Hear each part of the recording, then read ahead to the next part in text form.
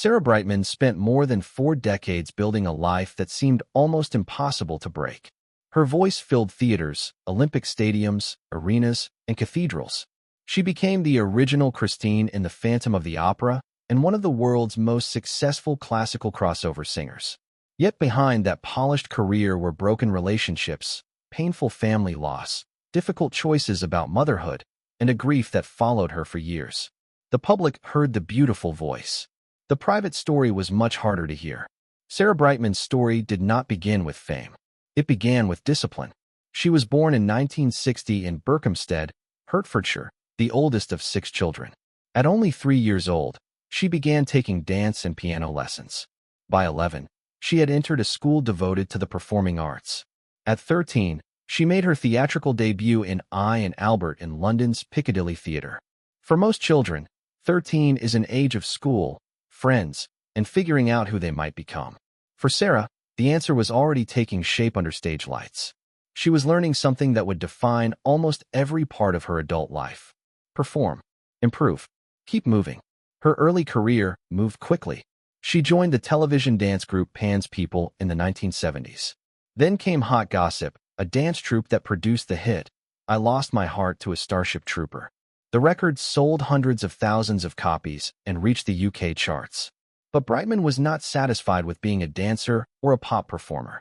She wanted something larger. In 1981, she joined the original London production of Cats. That meeting changed everything. Andrew Lloyd Webber noticed her ability and began writing music for her. Their creative relationship grew. Then their personal relationship grew with it. The lines between love, work, ambition, and identity were becoming harder to separate. And eventually, that would matter. A great deal. Brightman and Lloyd Webber married in 1984. Their marriage placed her beside one of the most powerful composers in British theatre. But it also created a problem that would follow her for years. People could admire her voice. They could admire her talent. But some people would always wonder how much of her success came from the man she married.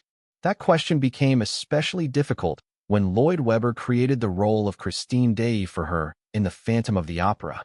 Brightman became the original Christine on the West End stage and later on Broadway. The role helped turn her into an international name. But there was another story underneath the success. She was not simply the actress playing the lead in a major musical. She was the composer's wife. And those two facts were almost impossible for the public to separate. The partnership itself was complicated. Lloyd Webber later described Brightman's talent in extremely strong terms, praising the range and quality of her voice. Their professional relationship continued even after their marriage ended. In other words, the relationship could not be placed neatly into the category of a failed marriage. The love story ended. The creative connection did not. And that left Brightman with another challenge. How does a person prove that the career belongs to them when one of the most important people in that career was also their spouse? That question still hangs over many famous artists. If a young performer receives a life-changing opportunity through someone she loves, does accepting that opportunity make her success less independent? Or does refusing it simply create another kind of sacrifice? Brightman's answer came through action. She kept working. In 1990, the marriage ended in divorce. Contemporary reports described the breakup as painful, and the divorce was granted later that year. Brightman was only 30. 30. For many people, that is still the beginning of adult life. For Brightman, it was already the end of one identity. But something else was happening. She was beginning to build a career that no longer depended on being Andrew Lloyd Webber's wife. She moved further into solo music. She trained her voice. She worked with major classical performers. She explored styles that did not fit neatly into one musical category. And slowly, the public began to hear Sarah Brightman rather than simply Sarah Brightman, the woman from Phantom.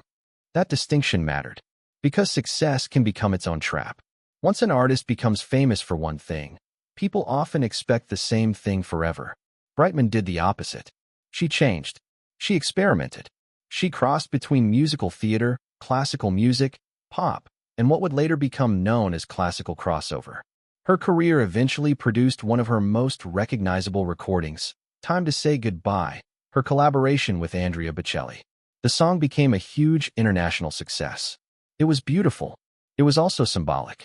A woman who had spent years being defined through other people was now becoming impossible to define through one relationship, one role, or one stage.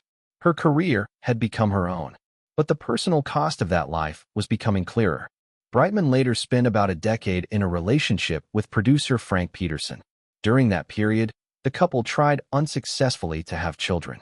In a 2006 interview, Brightman said motherhood would have been lovely, but she had accepted that she would not have a child. That detail should not be turned into a simple story of regret. There is no evidence that Brightman spent her life secretly blaming herself. Her own words were more complicated, and that complexity matters. For someone whose career demanded years of travel, rehearsals, performances, recording sessions, and constant physical discipline, family decisions could never exist in isolation. Every choice affected another choice. Every year spent building a career was also a year of personal life passing. That is one of the quiet costs of ambition. The world counts the awards. It rarely counts the birthdays missed. It counts the sold-out concerts. It rarely counts the private moments that never happened. And then, in 1992, Brightman's life was hit by something that had nothing to do with success. Her father, Grenville Brightman, died by suicide at the age of 57. He was the father of 6 children, and Sarah was the oldest. The loss was not simply the death of a parent. It changed the structure of the family itself. Brightman later spoke about her father's death with an unusual honesty. In an interview years afterward, she explained that she had felt numb for several days, and that the kind of death he experienced did not simply disappear from a person's life. There was another painful detail. She was performing professionally at the time, and she went on stage. That decision was later criticized by parts of the press. But people respond to grief in different ways. For Brightman, work was not necessarily a sign that she did not care. It may have been the structure she knew how to hold on to when everything else had become uncertain. The stage had been part of her life since childhood. When private life became unbearable, the stage was still there. Cold lights, music, a role, a place where she knew what came next. That does not make grief smaller. It makes the human response more complicated. And that is where Brightman's story becomes less about celebrity and more about survival. Because grief does not always look like silence. Sometimes it looks like going to work. Sometimes it looks like answering questions.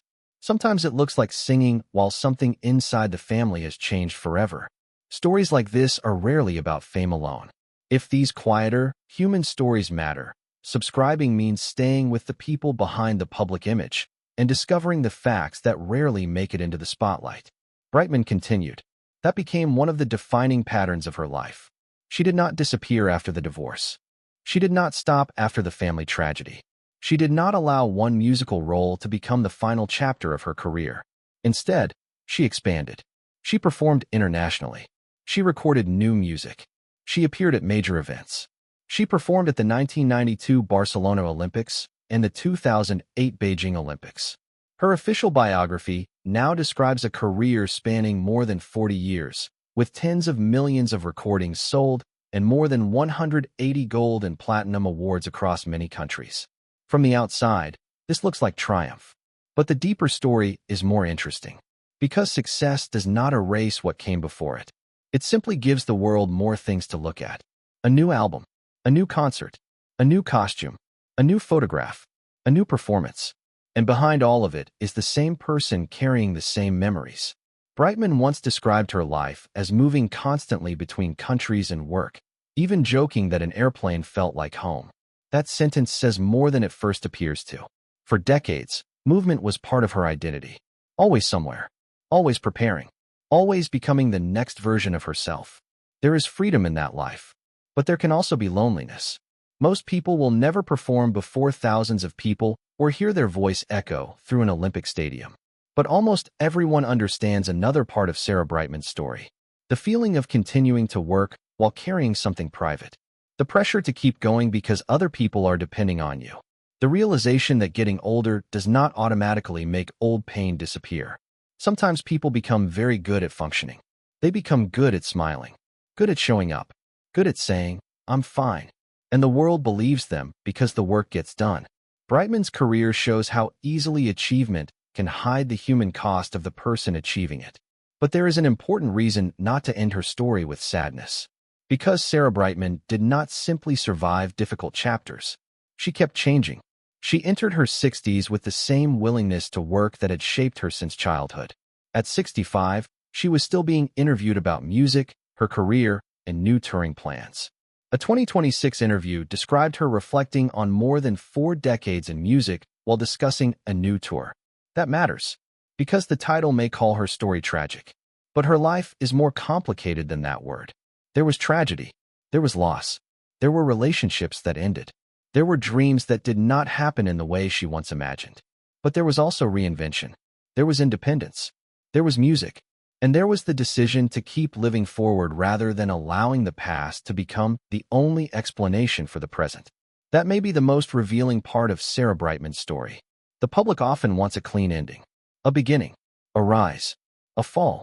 A final moment. Real lives rarely work that way. Brightman's life has never moved in a straight line.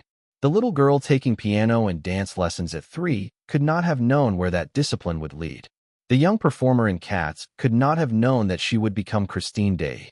The young wife could not have known how closely her marriage would become tied to her professional identity. The 30-year-old woman going through divorce could not have known how completely she would rebuild her career. And the daughter who lost her father in 1992 could not have known how long that absence would remain part of her story. Yet she continued, not because the pain was meaningless, not because fame made it easier, because life continued to ask for another day, another rehearsal, another song, another decision, another stage. That is why Sarah Brightman's story should not simply be described as heartbreaking. It should be understood. The tragedy is not that she became famous and then suffered. The deeper tragedy is something almost everyone can recognize. A person can achieve nearly everything the world considers valuable and still carry losses that no award can touch. A beautiful voice cannot bring back a parent. A sold-out arena cannot repair a broken marriage. A successful career cannot answer every question about family, time, or the life that might have been. And yet, after all of it, Brightman kept singing. That is not a perfect ending. It is something more human. A life that continued despite everything it could not change. And perhaps that is the part worth remembering when the spotlight disappears. Sarah Brightman was never only the woman behind Christine Day, never only Andrew Lloyd Webber's former wife, never only the voice behind Time to Say Goodbye. She was a daughter, a sister, a performer, a woman forced to make choices under the pressure of time, and a person who learned that some losses do not leave. They simply become quieter. At 65, the most important question was no longer how high her voice could go. It was what remained after more than 4 decades of living beneath that voice. The answer was not perfection. It was resilience. And Sarah Brightman's story leaves one final question. How many other stars from that same era built extraordinary careers while carrying private lives the public never truly understood? Because somewhere behind another famous voice, another perfect photograph, and another unforgettable performance, there may be a story just as complicated. And that is where the next mystery begins.